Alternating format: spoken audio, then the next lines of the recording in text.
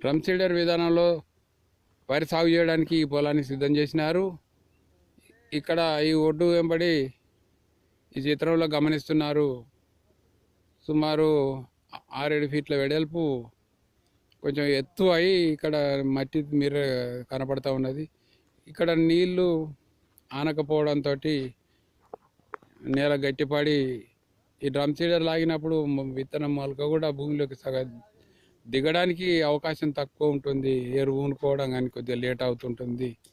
ఇందులో నీళ్లు సరిపడా నీళ్లు లేకపోవడం వల్ల ఈ ఎత్తున్న కాడ మొలక కుదురుకోదు సరిగ్గా.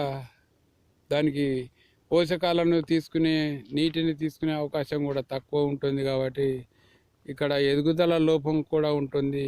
ఎక్కువ తక్కువ ఎదుగుదల ఉంటుంది.